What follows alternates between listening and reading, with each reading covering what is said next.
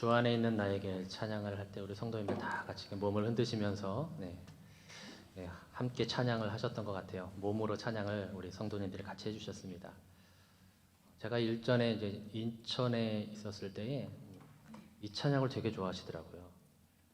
주안역 근처에 사시는 분들이 이 찬양을 굉장히 좋아하시더라고요. 주 안에 있는 나에게 땅 근심 있으랴. 오늘 말씀을 요나서 4장을 통해서 요나의 분노와 하나님의 자비라는 제목으로 하나님의 말씀을 나누려고 합니다. 제가 예전에요 이렇게 지하철을 타고 가는데 그 지하철에 어떤 엄마가 한 3살 정도 되는 그런 어린 아이를 데리고 탔습니다. 그런데 이 아이는 뭐가 마음에 안 드는지 계속해서 칭얼대면서 엄마를 힘들게 하고 있습니다.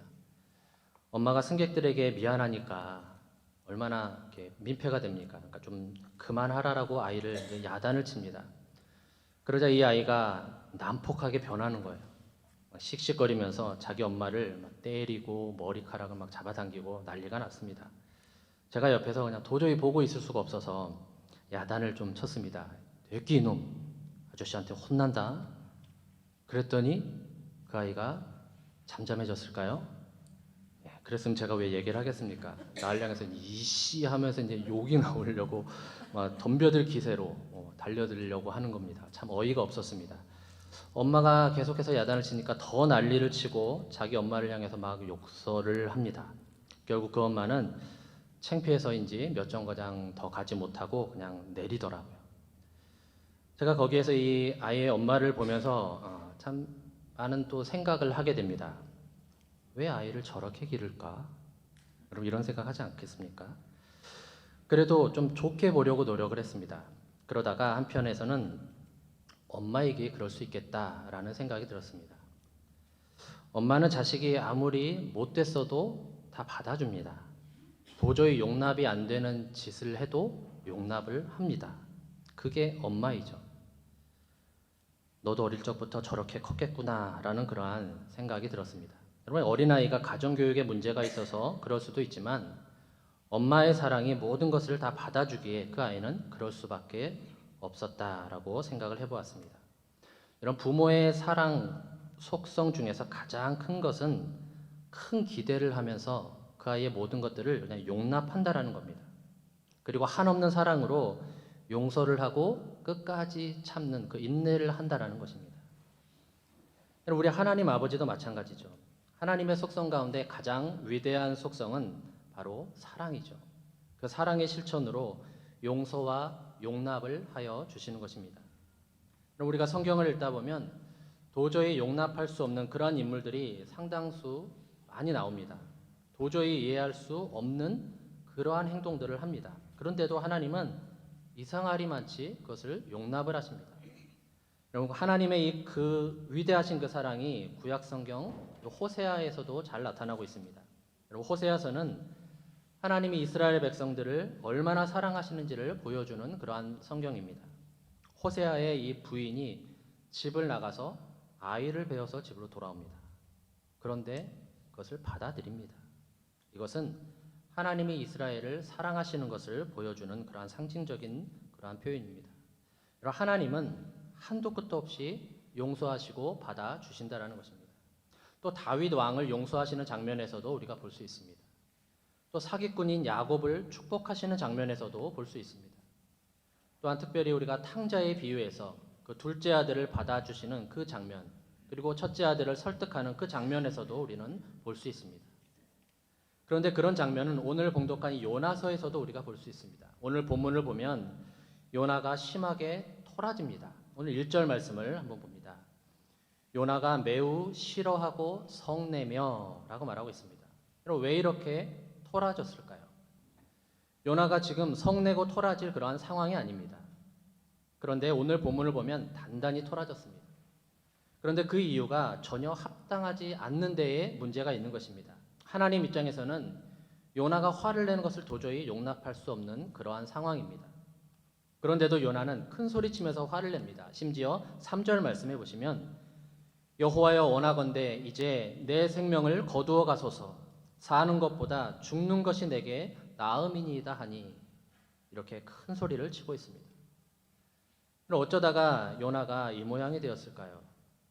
그런데 더 놀라운 사실은 하나님은 요나가 이렇게 어린아이 같이 투정 부리고 난리를 치는데도 그대로 받아 주신다라는 것입니다. 그리고 이 요나를 얼르고 달래고 설득을 합니다. 여러분, 그 하나님은 과연 어떤 분이실까요? 우리는 여기에서 이 요나의 마음과 하나님의 마음을 우리가 헤아려야 할 것입니다. 첫 번째로 이 요나의 마음은 어떤 것이었을까요? 요나는 왜 그렇게 토라졌을까요? 하나님이 행하신 일이 못마땅하다라는 겁니다. 여러분, 하나님이 요나의 말대로 하지 않으신 것입니다. 그러나 하나님께서는 그 뜻을 돌이키시죠. 그리고 심판을 취소하십니다. 그런데 그것이 요나에게 토라질 일입니까? 여러분, 요나의 입장에서 보면 하나님이 하신 일이 아주 못마땅했던 것입니다. 왜 그럴까요? 첫 번째로는 자기 체면을 구겼다라는 겁니다. 여러분, 요나는 하나님이 전하라고 한 대로 가서 외쳤습니다. 그러나 사실은 자발적으로 간 것이 아닙니다. 물고기 뱃속에서 죽을 수밖에 없는 그러한 상황에서 회개는 했지만 자원하여서 가진 못하고 마지못해서 간 것입니다. 어떻든 그는 니느웨로 갔습니다. 가서 외쳤습니다. 40일이 지나면 무너질 것이다. 그런데 뜻밖에도 니느웨 사람들이 그 외침을 듣고 대대적으로 회개를 합니다. 심지어는 왕도 그 왕복을 벗고 잿더미 위에 앉아서 회개를 합니다. 백성들에게 조서를 내리게 해서 전국적으로 모든 백성과 짐승들도 회개 운동에 동참을 시킵니다. 그러니 하나님이 뜻을 돌이킬 수밖에 없는 것이죠. 그렇다면 요나는 하나님 앞에 감사해야 되는 것 아닙니까? 자기같이 못난 사람을 들어쓰신 그 하나님을 찬양해야 되는 것 아니겠습니까? 그런데 오늘 본문의 요나는 정반대의 모습입니다. 어떻게 합니까? 매우 싫어하고 성을 냅니다. 거기서 그치는 것이 아니라 3절 말씀의 뒷부분에 보시면 이제 내 생명을 거두어 가소서라고 이야기하고 있습니다. 왜 그럽니까? 자기 체면이 구겨졌다라는 겁니다. 하나님의 약속을 어겼다라는 겁니다. 그는 하나님의 종인 선지자라는 직분을 가지고 외쳤는데 하나님이 그 체면을 구겨버렸다라는 것입니다. 그래서 지금 화딱지가 난 겁니다. 안 가겠다는 사람은 억지로 가서 외치게 하니 죽고 싶다고 지금 떼를 쓰고 있는 것입니다. 한마디로 이 요나는 다른 사람의 영혼보다도 자기의 체면을 더 중요시 여겼다라는 것입니다. 여러분, 한마디로 이 요나는 다른 사람들은 죽든 말든 상관이 없다라는 것이죠. 자기의 명예가 더 중요하고 자기 체면이 더 중요하다라는 것입니다. 우리 자신을 한번 생각해 보길 원합니다. 우리 중에도 그런 성도들이 있습니다. 남이야 예수를 믿든 말든 나는 체면 구기기 싫으니 전도를 안 하겠다라는 겁니다. 못 하겠다라는 겁니다. 그래서 전도 못 나가겠다라는 겁니다. 그래서 전도를 아예 나가질 않습니다. 아니, 나가지 못합니다. 어쩌다 한번 전도하다가 욕을 한번 얻어먹으면 씩씩거리면서 화를 냅니다. 거기서 이제 더 이상 전도를 멈춥니다. 그러나 내가 욕을 먹더라도 내 체면과 자존심이 구겨질지라도 한 영혼이 구원을 받는다면 그것으로 감사하고 기뻐해야 하는 것 아니겠습니까? 그럼 마태복음 5장 11절과 12절의 말씀을 우린 잘 알고 있습니다. 제가 한번 읽겠습니다. 나로 말미암아 너희를 욕하고 박해하고 거짓으로 너희를 거슬러 모든 악한 말을 할 때에는 너희에게 복이 있나니 기뻐하고 즐거워하라. 하늘에서 너희의 상이 큼이라. 너희 전에 있던 선지자들도 이같이 박해하였느니라. 여러분, 아멘이 되십니까? 지금 한두 분 정도 아멘 조용히 하셨는데요. 너희를 욕하고 박해하고 거짓으로 너희를 거슬러 모든 악한 말을 할 때에는 너희에게 복이 있도다. 그러면서 기뻐하고 즐거워하라라고 말씀을 하십니다. 이 말씀을 읽고 여러분 아멘이 크게 잘 안 나오시죠? 그럼 우리가 어떻습니까? 주의 일을 하다가 욕을 먹으면 견디기 힘듭니다. 누가 뭐라고 한마디 비판을 하면 그것이 분해서 그것을 묵상하느라 잠이 오지 않습니다. 그러나 주님은 기뻐하고 즐거워하라라고 말씀을 하십니다. 하늘의 상이 크다라고 말씀을 하십니다. 아멘이십니까? 여러분, 하나님의 일에 자존심과 우리의 체면은 내버려야 하는 것입니다. 다 내려놓을 수 있길 바랍니다. 여러분, 교회에 와서는 세상의 직분과 배경 다 내려놓으셔야 됩니다. 여러분, 교회에 얼마나 많은 다양한 사람들이 있습니까? 그런데 이 교회에 와서 나는 이런 사람이니 하면서 이곳에 앉아 있다면, 나는 이런 사람이니 저런 사람과는 상종하지 않겠다. 그런다면 이게 교회입니까? 하나님이 원하시는 교회일까요? 만약 그런 것 가지고 그대로 교회 안에 들어오면 그 사람은 절대로 하나님의 은혜를 맛볼 수가 없을 것입니다. 두 번째로는요, 하나님의 그 용서가 마음에 안 든다라는 겁니다. 하나님은 불의를 심판하시고 공의를 기뻐하시는 하나님이다라고 이 요나는 믿었던 것입니다. 그런데 왜 저 불의한 니느웨 사람들을 심판하지 않느냐라는 겁니다. 마땅히 심판받을 그러한 사람들인데 왜 용서를 하시느냐라는 거죠. 그러나 요나는 이것을 몰랐습니다. 하나님은 불의한 자를 심판하시는 공의의 하나님이기도 하시지만 반면에 죄를 회개한 자들을 한없는 그 하나님의 사랑으로 용서하시는 하나님이다라는 사실을 요나는 몰랐던 것입니다. 그러니까 하나님에게는 사랑과 공의가 공존한다라는 겁니다. 여러분, 어떤 분은 그렇게 이야기를 합니다. 구약의 하나님은 공의의 하나님이시고 신약의 하나님은 사랑의 하나님이시다. 그렇지만 그것은 하나님을 잘못 이해하고 있는 것입니다. 하나님은 구약에서도 사랑의 하나님이시고 공의의 하나님이십니다. 신약에서도 사랑의 하나님이시고 공의의 하나님이신 것입니다. 그럼 만약에 하나님에게 그 공의만 존재한다고 한다면 우리들은 오늘 이 자리에 아무도 앉아 있을 수 없을 것입니다. 또한 하나님이 사랑의 하나님이라면 그 사랑은 아무런 의미가 없었을 것입니다. 여러분, 십자가는 하나님의 그 공의와 하나님의 사랑이 만나는 곳이 바로 십자가입니다. 여러분, 죄를 향해서 무서운 심판을 향하시는 그 하나님의 공의, 그러나 또한 죄인들을 독생자를 버리시면서까지 용서하시고 사랑하시는 그 하나님의 사랑이 바로 이 십자가에 있는 것입니다. 그 공의와 하나님의 그 사랑이 여러분들에게도 임하여 있음을 믿으시기를 축복합니다. 여러분, 요나는 이 사랑의 하나님을 몰랐던 것입니다. 그러기에 하나님을 향해서 감히 성을 내는 그러한 어린아이와 같은 그러한 모습을 지금 하고 있는 것입니다. 만약에 하나님이 공의의 하나님만이었다면 요나는 벌써 바닷속에 수장되었을 것입니다. 아니, 바다까지도 가지 않았을 거고요. 도망치려고 아마 일어나는 순간 능지처참을 당했을 것입니다. 그것도 모르고 하나님의 공의만을 주장하면서 지금 화를 내고 난리를 치고 있는 요나의 모습을 우리가 보게 됩니다. 결국 요나는 하나님을 제대로 알지 못했던 것입니다. 여러분, 이런 말이 있죠. 무식하면 용감하다. 여러분, 하나님을 알지 못하니까 하나님께 지금 화를 내고 죽여달라고 또 때를 쓰고 있는 그러한 모습을 우리는 보게 됩니다. 그러기에 우리 모든 성도님들은 하나님을 깊이 아시고 또 하나님의 그러한 깊은 뜻을 헤아릴 수 있는 그런 우리 모든 성도님들이 다 될 수 있기를 축복합니다. 두 번째로, 하나님의 마음은 과연 어떤 마음이었을까요? 왜 하나님은 이 니느웨 백성들이 회개를 하자 뜻을 돌이키신 것일까요? 그리고 요나가 하나님을 향해서 화를 내고 어찌하나 보자라고 하실 때 그를 그냥 두고 계시는 것일까요? 여기 하나님의 고귀하신 그 하나님의 마음이 여기 담겨 있습니다. 첫 번째로는 회개한 영혼을 귀하게 여기시는 하나님을 우리는 볼 수 있습니다. 우리 인간의 고통과 아픔은 무엇 때문에 옵니까? 죄 때문이다라고 합니다. 그 죄 때문에 사람들은 온갖 고통과 그 고통을 통해서 또한 결국에는 망하게 되는 모습들을 우리가 보게 됩니다. 그렇습니다. 모든 인간의 문제의 배경에는 죄가 있습니다. 그래서 심판이 찾아온다라고 믿고 있습니다. 그런데 성경을 한번 깊이 생각해 보십시오. 인간의 문제는 그 죄 자체가 아닙니다. 그 죄를 알고도 회개하지 않는 것이 문제인 것입니다.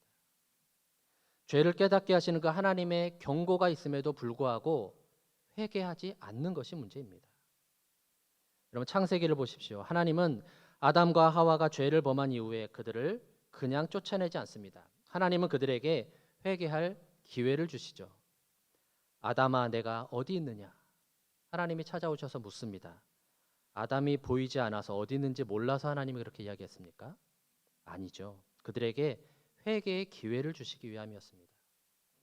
그러나 아담은 유감스럽게도 그 기회를 놓치고 맙니다. 하나님이 주셔서 나와 함께 하신 여자, 그가 그 나무 실과를 내게 주므로 내가 먹었습니다 라고 하면서 그 여자에게 그 책임을 전가하죠. 하와도 그랬죠. 뱀이 나를 꿰므로 인해서 내가 그것을 먹었습니다. 뱀에게 자기의 죄를 전가시킵니다. 그들은 회개를 하지 않았다는 것입니다. 그 책임을 전가함으로 기회를 놓치고 죄의 형벌을 받았던 것입니다. 여러분, 초대교회에서도 아나니아와 삽비라가 성령의 감동으로 땅을 팔아서 하나님 앞에 바치려고 합니다.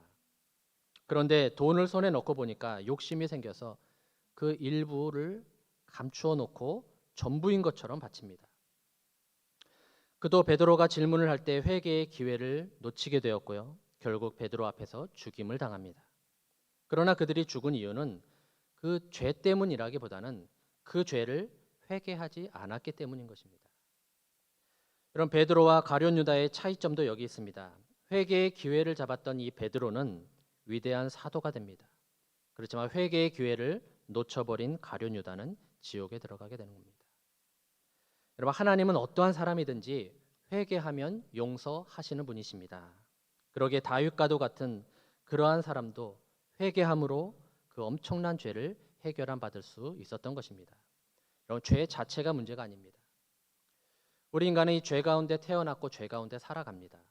그러기에 하나님은 그 죄를 해결해 주시기 위해서 당신의 독생자를 이 땅에 보내시고 또 우리 죄를 용서해 주시기 위해서 그를 대신 십자가에 죽게 하셨습니다.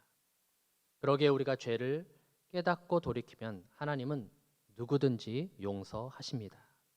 회개하면 되는 것입니다. 지금이라도 늦지 않았다라는 것입니다.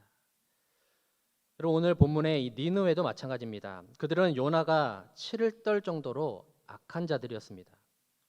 그러나 회개함으로 하나님은 그들을 용서하셨고 또 그들에게 내리기로 한 작정하셨던 그 심판의 뜻을 돌이키십니다. 여기에는 유대인이든 이방인이든 상관이 없습니다. 아무리 악한 강도가 회개를 하더라도 하나님은 그것을 받아주신다라는 것입니다. 왜냐하면 하나님은 회개한 그 영혼을 귀하게 여기시기 때문에 그렇습니다. 그래서 예수님을 영접하면 하나님의 자녀가 되는 권세를 주시기도 하는 것입니다. 하나님은 여러분 한 사람 한 사람을 아주 소중하게 여기십니다. 그런데 나뿐만 아니라 내 옆에 있는 성도도 또 저 멀리에 있는 저 성도도 하나님은 소중히 여기신다라는 사실을 우리가 꼭 기억할 수 있기 바랍니다. 하나님은 예수를 믿는 영혼 한 사람 한 사람을 천하보다도 귀하게 여기신다라는 사실을 우리가 꼭 잊지 말고 기억할 수 있기를 축복합니다. 두 번째로는요, 이 못난이 이 요나를 설득하시는 분이십니다. 여러분, 오늘 본문에 보면 하나님의 인자하심을 우리가 보게 됩니다. 하나님은 너무나도 철이 없고 앞뒤가 꽉 막힌 이 요나를 포기할 법한데 그냥 버릴 법한데 포기하지 않으십니다. 그리고 오히려 인내하시면서 설득하시고 깨닫게 하시는 그러한 모습을 보여주십니다. 마치 아비가 잘 모르는 어린 자식을 설득하고 또 자상하게 설명해 주는 것과 같은 그러한 모습을 보게 됩니다. 하나님의 설득 장면을 한번 자세히 보십시오. 먼저는 요나의 그 성냄의 부당함을 설명을 하십니다. 4절 말씀해 보시면 여호와께서 이르시되 내가 성내는 것이 옳으냐 하시니라. 또 9절 말씀에도 보면요, 하나님이 요나에게 이르시되 내가 이 박농쿨로 말미암아 성내는 것이 어찌 옳으냐라고 말씀을 하십니다. 두 번씩 부당함을 지적하고 있습니다. 요나는 니느웨가 어찌 되나 니느웨 동쪽 언덕에 올라가서 그것을 내려다보고 있습니다. 그때 하나님은 요나의 움막에 박넝쿨을 준비하셔서 그늘을 지게 합니다. 그러다가 벌레를 준비하셔서 그 넝쿨을 갉아먹게 하죠. 그리고는 뜨거운 동풍을 불게 하셔서 그 넝쿨을 말리십니다. 그러자 요나가 성질을 냅니다. 그때 하나님이 내가 성내는 것이 어찌 옳으냐라고 하시면서 그 요나의 성냄의 부당함을 이해시키려고 합니다. 요나는 박넝쿨을 위하여서 아무것도 한 것이 없는 사람입니다.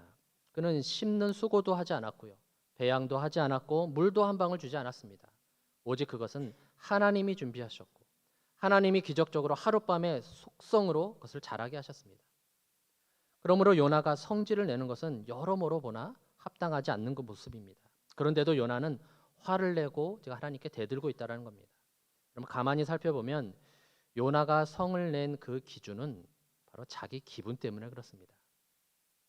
자기 주관적인 기분에 맞으면 옳은 것이고 기분에 안 맞으면 스트레스를 받아서 성질을 부리고 있는 그러한 모습인 것입니다. 그러나 그런 것은 결코 하나님이 기뻐하지 않으십니다. 여러분, 우리의 성냄이 자기 기분에 의하지 아니하고 하나님 중심적인 그러한 기준을 가지고 우리가 가야지만 하나님 앞에 합당한 모습으로 살아갈 수 있는 줄로 믿습니다. 두 번째로는요, 이 요나의 가치관이 잘못되었음을 하나님은 지금 지적하고 있습니다. 하나님은 요나의 아끼는 것과 하나님이 아끼는 것에 그것을 비교하면서 지금 교훈을 하고 계십니다. 요나는 하룻밤에 나왔다가 하룻밤에 망한 이 박넝쿨을 아꼈습니다. 그러나 하나님은 좌우를 분별하지 못하는 12만 명이 살고 있는 그 니느웨 성과 백성들을 아끼셨습니다. 과연 여러분의 가치관은 어떻습니까? 여러분, 우리도 요나같이 또 자기를 위한 그런 어떤 물질, 잠시 있다가 없어질 무가치한 그러한 식물들을 아꼈던 그러한 모습으로 의미를 부여하고 가치를 부여하고 있지는 않으십니까? 여러분은 무엇을 더 소중히 여기고 계십니까? 잠깐 있다 없어질 것입니까? 영원한 것입니까? 그럼 요나의 문제점은 잘못된 그 가치 판단에 있었던 것입니다.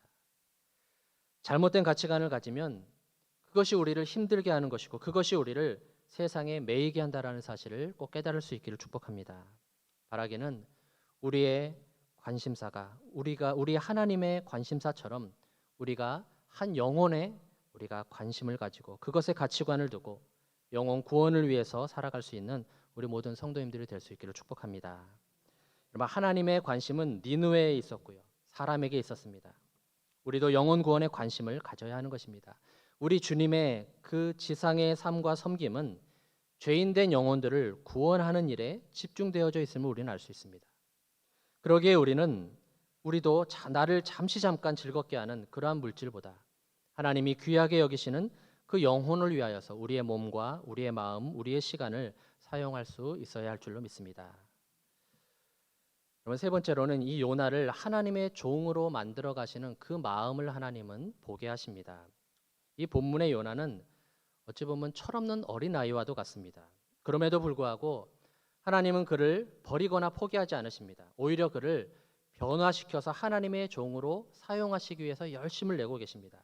여러분, 요나서를 보면요, 하나님은 이 요나 한 사람을 변화시키기 위해서 여러 가지를 준비하셨음을, 일하셨음을 우리가 보게 됩니다. 오늘 우리가 요나서 4장을 보았는데요, 1장에서 보면 하나님은 대풍을 준비하셨습니다.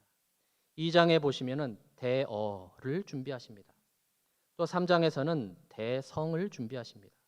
그리고 오늘 4장에서는 대초, 즉 큰 박넝쿨을 하나님은 준비하셨습니다. 그 외에도 벌레도 준비하셨고 동풍에 뜨거운 바람도 불게 하십니다. 요나 한 사람을 변화시키기 위해서 열심히 일하시고 있는 그 하나님의 모습을 우리가 볼 수 있습니다. 그런데 하나님이 그렇게 하시는 그 목적이 무엇일까요? 바로 요나가 하나님이 쓰시는 사람이 되게 하기 위해서입니다. 여러분, 하나님은 이렇게 못난이 요나를 쉽게 버리지 아니하시고 열심을 가지고 그를 만들어 가고 있습니다. 아브라함도 만들어 가셨고요, 요셉도 만들어 가시고 모세도 하나님의 사람으로 만들어 쓰셨습니다. 여기에 우리의 소망이 있는 것입니다. 여러분, 우리들이 나는 부족해서 하나님이 나를 쓸 수 없을 거야, 나 같은 사람은 쓰임받기에 부족해 라고 생각하는 분들이 계실지도 모르겠습니다. 그렇다면 성경에 나오는 하나님이 들어 쓰시는 사람들을 여러분 잘 알고 계신 분들을 제가 한번 열거해 볼 텐데요, 잘 한번 생각해 볼 수 있기 바랍니다. 여러분, 노아는요, 술 취한 사람이었습니다. 술을 먹고 옷을 벗고 자식을 범죄하게 했던 사람입니다. 아브라함은요, 너무 노쇠하였습니다. 야곱은 거짓말장이었습니다. 레아는 미안하지만 못생겼습니다. 또 요셉은요, 형들에게 버림받은 외톨이였습니다. 모세는 어떻습니까? 말을 잘 못하는 사람이었습니다. 삼손은 긴 머리에 바람둥이였습니다. 라합은 기생이었습니다. 가장 위대한 사람이었던 다윗은 간음한 사람이었고 또 살인자였습니다. 솔로몬은요, 남에게 빼앗은 부인에게서 낳은 자식이었습니다. 신약도 보면 베드로는 그리스도를 부인했습니다. 세례 요한은 감옥에서 목베임을 당해서 죽습니다. 디모데는 너무나도 어렸습니다. 막달라 마리아는 귀신이 들렸던 사람입니다. 그리고 사도 바울은 교회를 대적했던 그러한 대적자였습니다. 그들은 모두가 다 흠투성이었던 사람들입니다. 하나님은 그런 사람들을 변화시켜서 쓰셨다라는 것입니다. 하나님의 그 열심은 아무도 당할 수가 없습니다. 여러분, 나는 안 된다, 나는 못한다고 여러분 그렇게 말하지 마십시오. 하나님이 하십니다. 어쩌면 우리가 약하기 때문에 쓰임 받을 수 있습니다. 나는 할 수 없다고 믿기에 하나님은 그런 자를 더 열심히 만들어 쓰시는 것일지도 모르겠습니다. 우리 한번 이거 따라해 볼까요? 그럼에도 불구하고 하나님은 만들어 쓰십니다. 그럼에도 불구하고 하나님은 만들어 쓰십니다. 이것이 하나님의 방법인 것입니다. 여러분, 이렇게 아버지의 마음과 하나님 아버지의 마음과 요나의 마음은 이렇게 차원이 다릅니다. 우리 성도님들은 그 아버지의 마음을 다 품을 수 있기를 축복합니다. 한 영혼을 귀히 여기시고 그 영혼을 위하여서 엄청난 대가를 지불하시며 일하시는 그 아버지의 그 사랑이 여러분들에게도 느껴질 수 있기를 축복합니다. 오늘 말씀 마지막 11절 말씀을 제가 한번 더 읽겠습니다. 하물며 이 큰 성읍 니느웨에는 좌우를 분별하지 못하는 자가 12만여 명이요 가축도 많이 있나니 내가 어찌 아끼지 아니하겠느냐 하시니라. 여러분, 요나는 이 말씀을 듣고 아무 말이 없습니다. 그렇게 요나서는 끝이 납니다. 여러분, 그 대답은 우리에게 하도록 요구하고 계십니다. 여러분, 우리는 무엇이라고 대답을 해야 될까요? 여러분, 내 박넝쿨은 무엇일지 한번 생각해 보시기 바랍니다. 내 니느웨는 무엇인가를 생각해 볼 수 있기를 바랍니다. 내 니느웨는 내가 얼굴을 보는 것을 부담스러워하는 사람일 수도 있습니다. 나와 체질이 잘 맞는 사람이면 좋겠죠. 그렇지만 조금 껄끄러운 친구가 있다면 여러분, 사랑이 가지 않습니다. 저 사람이 나와 같이 변화하는 것을 바라지 않습니다. 하나님은 교회 안에 있는 사람들도 사랑하지만 교회 밖의 사람들도 사랑합니다. 그래서 하나님은 우리를 구원하신 것입니다. 그러기에 내가 받은 것은 나의 박넝쿨을 지키기 위해서 하나님께서 나에게 은혜를 주신 것이 아니라 교회 밖의 사람들을 구원하기 위해서인 것입니다. 여러분, 하나님은 이 구속 역사의 주체이시지만 자신의 구원 역사를 이루시기 위해서 사람을 필요로 하십니다. 바로 여러분과 저를 필요로 하신다라는 것입니다. 하나님은 요나와 같은 동역자를 필요로 하십니다. 구원 역사는 하나님의 일이지만 사람을 통해서 하신다라는 것입니다. 여러분, 우리가 이 하나님의 이 마음과 이 복음의 진리를 깊이 깨닫고 그 말씀을 우리가 또 듣고 우리가 만민 구원 역사에 하나님의 동역자로 쓰임 받을 수 있는 그러한 복된 한 주간, 그러한 복된 인생들이 다 될 수 있기를 주님의 이름으로 축원합니다. 기도하겠습니다. 사랑의 아버지 하나님, 부끄러운 나의 삶을 고백합니다. 이 시간 회개합니다. 나로 하여금 부끄러운 요나와 같은 삶을 살지 않도록 주님 도와주시옵소서. 나의 힘이 되신 하나님, 나에게도 주님께서 주신 그 사명이 있음을 믿사오니 이 사명을 충성되게 잘 감당할 수 있도록 인도하여 주시옵소서. 성령님, 내 마음을 뜨겁게 하여 주시옵시고 뜨거운 가슴을 가지고 주님 주신 사명 잘 감당할 수 있도록 그런 인생 살아갈 수 있도록 주님 함께하여 주시옵소서. 감사드리며 예수님의 이름으로 기도드립니다. 아멘.